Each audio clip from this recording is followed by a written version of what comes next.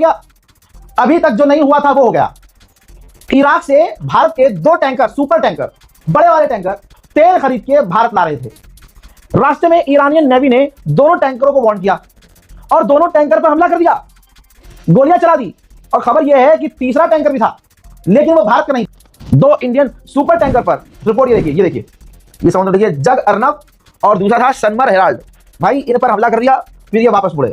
सनमर Herald ने जो tanker था हमारा, उसने कर दिया है। बहरहाल भारत भाग गया है। ये देखिए आजाद, ये देखिए तस्वीर। भारत ने ईरान के एम्बेसडर को समन किया था, काफी सख्त नाराजगी जताई है, सवाल किए हैं कि भाई क्यों हम पर हमला किया है, कई तरह के सवाल थे। बहरहाल मुझे उम्मीद है कि मोदी सरकार इतना दम तो रखती होगी कि ईरान पर हमला कर दे। मैं इतना मोदी पर भरोसा करता हूं कि मोदी जी बहुत जल्द सख्त बयान देंगे, बहुत तगड़ा बयान देंगे, जिससे दुनिया को पता चलेगा कि अमेरिका इजराइल कुछ नहीं है, असली अगर कोई है तो वो मोदी सरकार है जो ईरान को रोक सकती है। आजाद, मैं आपको बता दूं कि हो ना हो, मेजर गौरव आर्या का यह वीडियो जिसमें वो इजराइल को अपना सगा भाई बता रहा है और इजराइल को कह रहा है कि लेबनान और गज्जा पर बमबारी करो, 50-50, 100-100 बमबारी करो, क्योंकि ईरान हैदराबाद काउंसलेट ने यह वीडियो रिट्वीट किया था। हालांकि इस हराम के पिल्ले ने दोबारा से काउंटर वीडियो बनाया और उसने जो भी आज तक ईरान को गाली बकी, ईरान के विदेश मंत्री को सुअर कहा और इस जंग में इसने बहुत सारी बातें ईरान को कही, उसकी जस्टिफिकेशन दी है। और भारत के तमाम जागरूक लोगों ने कमेंट सेक्शन उसकी औकात दिखाते हुए भरा है। मैं मोदी सरकार से निवेदन करता हूं कि यह जो जंग छोड़कर भाग गया था मेजर, लंगड़ी टांग का बहाना करके, मेरे दोस्तों मोदी सरकार को अब मेजर गौरव आर्या को सबसे आगे भेजना चाहिए। टैंकर की नोक पर इसे बांधा जाए और वो टैंकर फिर ईरान के स्ट्रेट ऑफ हॉर्मुज़ से गुजारा जाए। तो जो भी चीज सामने से आए वो मेजर गौरव आर्या के पिछवाड़े में घुस दिखाकर। डोनाल्ड ट्रंप के पास है क्या? हम इसको सरेंडर के लिए तैयार हैं, लेकिन उसके अंदर अभी नया ट्विस्ट आ गया है। आईआरजीसी ने बड़ी ही स्पेसिफिक इंस्ट्रक्शंस दिए हैं कि जो इंडियन शिप्स हैं उसको अटैक किया जाए।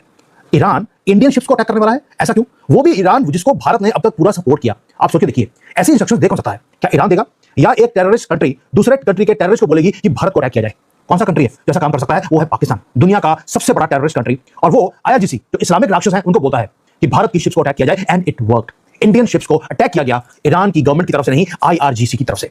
जो पीस टॉक्स है दोबारा से टूट गई हैं, स्ट्रेट ऑफ हॉर्मुज़ दोबारा से बंद हो गया है। मैं आपको detailing big is being planned against IRGC, not against Iran, against IRGC. और मोदी जी को जो धोखा दिया गया है उसका बदला अब लिया जाएगा और बड़े लेवल पर वो लिया जाएगा। अब हुआ क्या है और अब आगे जाके क्या होगा ये भी आज डिस्कस करते हैं, क्योंकि संडे है, वीकेंड को ही जनरली अमेरिका अटैक करता है, ताकि जब मंडे रात को अमेरिका में वो मॉर्निंग होगी, मंडे मॉर्निंग वहां पर, तो उनके पास 2 दिन है अभी, पूरा जो स्टॉक मार्केट है उसको ताकि हिले नहीं, वो वीकेंड्स के ऊपर ही जनरली वो अटैक करते हैं। आपको याद होगा मैंने पहले भी बोला था, जो युद्ध है इनके साथ वो फ्राइडे को शुरू होगा जब अमेरिका की मार्केट बंद हो चुकी होगी और मंडे मॉर्निंग तक काम खत्म, उसको वॉर जोन में दोबारा से कन्वर्ट कर दिया गया है। अब इमेजिन कीजिए कि भारत की जो शिप है उसका कैप्टन वो एक सुपर टैंकर को तेल से भरा हुआ वो लेके जा रहा है, वो नेविगेट कर रहा है through most dangerous water on earth, straight of Hormuz में से, और उसे एक ऑफिशियल क्लियरेंस दी गई थी ईरान की गवर्नमेंट की तरफ से, ग्रीन लाइट थी कि आप निकल जाओ। लेकिन ये भी बोला गया जो शिपिंग लेन्स है वो सारे खुल चुके हैं, सभी की शिप जा रही हैं, आप भी जा सकते हैं, पीस डील सिक्योर हो चुकी है, ईरान की गवर्नमेंट सरेंडर करने के लिए तैयार है, ये सारी इंस्ट्रक्शंस दी गई। और जैसे ही आपके पास अप्रूवल आता है, आपका नाम लिस्ट के अंदर है, आप निकलने लगते हैं वहां से, तभी मिसाइल्स आपकी तरफ आनी शुरू होती हैं। ये कुछ हुआ है कल हमारी शिप के साथ, कोई वार्निंग नहीं, कोई रेडियो सिग्नल नहीं, हेवीली आर्म्ड ईरान की जो वेसल्स हैं, जो बोट्स होती हैं छोटी मोटी, वो आती हैं हमारी तरफ और हमारे ऊपर फायरिंग होती है मिसाइल्स की तरफ से भी, मिसाइल भी और फायरिंग भी। ऑडियो लीक है मेरे पास, और जो ऑडियो लीक है वहां पर टेरिफाइंग है। जो इंडिया का कैप्टन है जो इस शिप को चला रहा था, वो आता है रेडियो के ऊपर, वो इंडिया जो ईरान के जो रेवोल्यूशनरी गार्ड्स हैं उनको बोलता है कि आपने तो मुझे क्लियरेंस दिया था और अभी आप मेरे ऊपर फायरिंग कर रहे हैं, मुझे एटलीस्ट मौका तो दीजिए, मैं वापस चले जाता हूं जहां से निकला हूं। लेकिन ये धोखा था। What you need delivered with PandaMart. Food Panda, food and more delivered. ये धोखा था।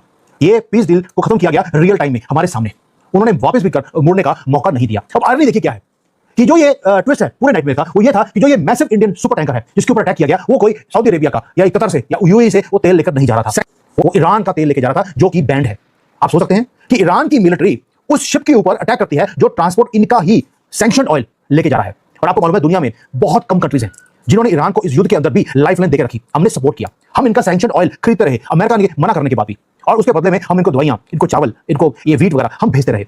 हमने इवन की जो इनके सिंकिंग शिप्स थी ईरान की, उसको भी, उसके अंदर जितने भी इनके सेलर्स थे उनको बचाया भी है कुछ हफ्ते पहले। और इस तरह से आपको एक इस्लामिक कंट्री थैंक यू बोलता है, तभी बोलते हैं इन लुल्ला की झूठी कसम खाने वालों के ऊपर आप कभी विश्वास कर ही नहीं सकते। ये जानवर थे, जानवर हैं और जानवर ही रहेंगे। जानवर, मुझे मेरे मामा जी ने बोला था कि जानवर वर्ड यूज मत किया करो, राक्षस है ये लोग, और पूरी दुनिया में ये राक्षस ही रहेंगे। दोस्तों जो बुलेट चलाई गई हमारे ऊपर, और हमें ये पता लग गया अभी कि जो इंस्ट्रक्शंस है शूट करने की स्पेसिफिकली इंडियन शिप्स के ऊपर, वो मुनीर की तरफ से दी गई थी। और मुनीर रिसेंटली ईरान में बैठकर वो लाफ कर रहा था, was laughing on the cameras. उसको मालूम था कि आगे जाके क्या होने वाला है। अब भारत की गवर्नमेंट का रिस्पांस क्या है उसके बाद करेंगे कि डोनाल्ड ट्रंप का रिस्पांस वो क्या है। न्यू दिल्ली एब्सोल्युटली फ्यूरियस है क्योंकि जो धोखा दिया गया वो टोटल है। इंडियन गवर्नमेंट ने इमीडिएटली ईरान का जो एनवॉय है यहाँ पर उसको बुलाया, उसको पकड़ के खींच लेके गए मिनिस्ट्री ऑफ एक्सटर्नल अफेयर्स में और मांगे आंसर्स कि तुमने जब क्लियरेंस दे दिया था तो हमारे ऊपर अटैक किया क्यों गया। और मोदी जी ने कल नेशनल एड्रेस भी दिया है 8:30 बजे, शुक्र करिए 8 बजे नहीं दिया, 8:30 दिया है, इसलिए नहीं तो लोगों की धड़कन बढ़नी शुरू हो जाती है।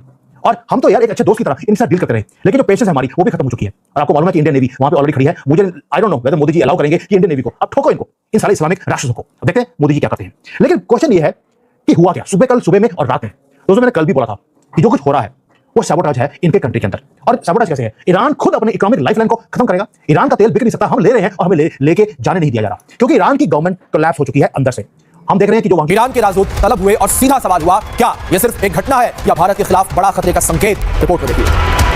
इसके बाद खबर आई कि 2 भारतीय जहाजों पर हमला हुआ है। फिर पुष्टि होती है कि एक भारतीय जहाज जिस पर 20 लाख बैरल तेल लदा हुआ था उस पर हमला हुआ है। भारतीय जहाज को इस गोलीबारी में कितना नुकसान हुआ है, ईरान ने क्यों भारतीय जहाज पर हमला किया? क्योंकि ईरान कहता रहा है कि भारतीय जहाज हमारे यहां से जा सकते हैं, आजादी है। इस पर क्या खबर निकलकर सामने आ रही है? रविंद्र सर हमारे साथ हैं। सर क्या खबर आ रही है? देखिए, भारत की तरफ से विदेश मंत्रालय ने तुरंत एक स्टेटमेंट जारी की। स्टेटमेंट जारी करने के साथ साथ ही जो ईरान के एम्बेसडर हैं भारत में उनको तलब किया गया, उन्हें भारत की तरफ से सख्त आपत्ति दर्ज कराई गई है। मैं एक पाकिस्तानी हूं लेकिन इंडिया के साथ इजहार अफसोस कर रहा हूं। इजहार अफसोस की समझ नहीं आएगी इंडियंस को, मतलब कंडोलेंस कर रहा हूं कि आपकी सिर्फ दो शिप्स गुजर रही थी स्ट्रेट ऑफ हॉर्मोज से और दोनों तबाह कर दी गई। This is so sad. और एक मशरा भी है कि हर मुल्क पाकिस्तान थोड़ी होता है। पाकिस्तान थोड़ी होता है कि झंडे लहरा के 20 शिप्स गुजर आएंगे स्ट्रेट ऑफ हॉर्मोज से। तो इस बात का ख्याल रखें, पाकिस्तान है। हाँ, अगर मुझे लगता है 2000 शिप्स गुजर आती हैं आपकी, 2000 शिप्स, लेकिन धुरंधर मूवी में रियल लाइफ में तो पाकिस्तान है। आप भी पाकिस्तान के झंडे लगा लें, बहुत फायदा हो जाएगा। स्ट्रेट ऑफ हॉर्मज में पाकिस्तान मौज काट रहा है। शिपिंग डेटा कैपिटल और LSEG के मुताबिक पाकिस्तानी झंडे वाला एक टैंकर यानी तेल ढोने वाला जहाज जिसका नाम शालमार है, वो UAE से क्रूड ऑयल लेकर स्ट्रेट ऑफ हॉर्मज के रास्ते महफूज बाहर निकल गया।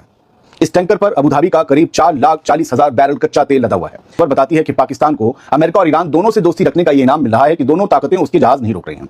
पाकिस्तान ने आपदा में अफसर तलाश लिया है, लेकिन पाकिस्तान का दम तब माना जाएगा जब वो ईरान का तेल लेकर, ईरान के बंदरगाह से तेल लेकर हॉर्मुज से बाहर निकले, तभी अमेरिका से उसकी दोस्ती की परख होगी। आज भाई इंडिया के शिप को आने से जो ईरान का स्टेट ऑफ हॉर्मज वो रोक देता है, कहता है 2 शिप तुम्हारे जो भी शिप आने वाले उसको नहीं आने, तो भाई हमला अलग से कर देता है। बताओ ये सब चीजें हो रही हैं। और हमारे यहाँ एक आर्मी का पता नहीं ऑफिसर है क्या, जो मेजर इतना बड़ा चूतिया आदमी कहता है मैं इजराइल का बड़ा भाई हूं। मैं तो कहता हूं 500 बम और 50 बम मारो भाई चूतिया। तुम जो ऐसे नेशनल टीवी जाके हक देते हो, तुम्हारी वजह से सब दिक्कत होती है, समझ में आता है कि नहीं? और तुम्हारे से चूतिया इंसान पता नहीं कैसे, मैं तो तुम पता नहीं आर्मी भी थे कि नहीं थे, मुझे तो बिल्कुल भाई बहुत ज्यादा शक हो रहा है यार, जो तुम इतने बड़े चूतियों के जो हकने चालू कर दी हो यार, थोड़ा कम कर दो। इससे हमारे देश को दिक्कत होती है। तुम नेशनल टीवी जाके ऐसा बोलते हो। बताओ ईरान भाई बोल रहा है कि इंडिया के सिर्फ नहीं जाने और सब सिर्फ जारी है। ये भाई बताओ तुम लोग को भी ऐसा हो रहा है यार, इतना जो नफरत फैलाया करते हो, थोड़ा कम नफरत फैलाओ, थोड़ा कम चाटना चालू करो। इजराइल के लिए सबसे बड़ी खतरे की घंटी बज रही है। पता है क्यों? जनरल आसिम मुनीर का ईरान जाना ये कोई साधारण शांति वार्ता नहीं है। बहुत से लोग पाकिस्तान को सिर्फ अमेरिका का पिट्ठू कहते हैं और वो यहाँ एक चीज को चूक रहे हैं कि आसिम मुनीर का ईरान की धरती पर वर्दी में खड़े होकर जाना ये एक सीधा सा संदेश है कि पाकिस्तान अमेरिका के साथ तो है पर वो ईरान को भी अकेला नहीं छोड़ेगा। इस बात हॉर्मुज जल डमरू मत, जहाँ से भारतीय तेल टैंकरों को गुजरने की पूरी छूट थी, जिस रास्ते माइल्स पीछे थी वहाँ पर भारतीय जहाज बेखौफ आज जा रहे थे। उसी रास्ते पर आज वहाँ गोलियों की आवाज गूंजी। समंदर के बीच तेल से लदे भारतीय जहाज को अचानक ईरानी गार्ड की गन फोर्स ने घेर लिया। शनिवार को 2 भारतीय जहाज हॉर्मुज पार कर रहे थे। करीब 20 लाख बैरल इराकी तेल लगा था, लेकिन तभी ईरानी गार्ड ने एक टैंकर पर गोलियां चलाई। अमेरिका ने दावा किया कि 3 हमले हुए, जिसके बाद 2 भारतीय जहाजों को बीच रास्ते से वापस लौटना पड़ा। ये सिर्फ हमला नहीं था, ये ग्लोबल सप्लाई लाइन पर सीधा वार था। भारत ने तुरंत डिप्लोमेटिक एक्शन लिया। दिल्ली में ईरानी राजदूत को तलब किया गया। विदेश मंत्रालय ने साफ कहा कि भारतीय जहाजों की सुरक्षा में कोई समझौता नहीं चलेगा और ये घटना रेड लाइन है। साथ ही ये भी पूछा कि पहले आप सुरक्षित रास्ता देते थे, अब ये फायरिंग क्यों? ईरान का दावा है कि ये कार्रवाई अमेरिका की नाकेबंदी का जवाब है। अब ऐसे में ये समझना भी जरूरी है कि अगर हॉर्मुज में तनाव बढ़ता है तो असर सिर्फ समंदर तक सीमित नहीं रहेगा, भारत पर भी पड़ेगा। तेल महंगा होगा, पेट्रोल डीजल की कीमतें बढ़ेंगी, सप्लाई चेन प्रभावित होगी। अब ऐसे में सवाल यह है कि क्या हॉर्मुज में और हमले होंगे? क्या भारत को अपने जहाजों की सुरक्षा के लिए नेवी उतारनी पड़ेगी? क्या ये टकराव समंदर में जंग का रूप ले सकता है? Bureau report, Republic Bharat. हमारे प्रधानमंत्री मोदी की सरकार में हम कहां खड़े हैं इसका अंदाजा आप खुद लगाइए दोस्तों। वो दाने दाने के लिए मोहताज पाकिस्तान, जिसकी अर्थव्यवस्था दिवालिया होने के कगार पर खड़ी है, उसने अमेरिका और ईरान के बीच सीज फायर करा दिया। ईरान और ट्रंप दोनों की तरफ से इसका क्रेडिट कंगाल पाकिस्तान के प्रधानमंत्री को दिया जा रहा है। एक इंदिरा गांधी थी जिन्होंने पाकिस्तान के 2 टुकड़े कर दिए। एक हमारे डंकापति मोदी जी हैं जो अक्सर विदेश नीति को मजबूत करने के लिए विदेश यात्रा पर रहते हैं। ट्रंप और नेतन्याहू को अपना परम मित्र बताते हैं, लेकिन परम मित्र ने ही हमारे दुश्मन को आगे करके युद्ध रुकवाया। अगर दोस्ती इतनी गहरी थी तो मोदी जी को बीच में क्यों नहीं लाए? ट्रंप की जीत के लिए भारत में पूजा हो रही थी। मोदी जी वोट मांगने गए थे, लेकिन जीत के बाद ट्रंप मोदी को ही बेइज्जत कर रहे हैं। पहले ऑपरेशन सिंदूर के वक्त सीज फायर कराने का बार बार दावा करते हैं और अब दुश्मन मुल्क पाकिस्तान को 2 हफ्ते के युद्ध पर विराम लगवाने के लिए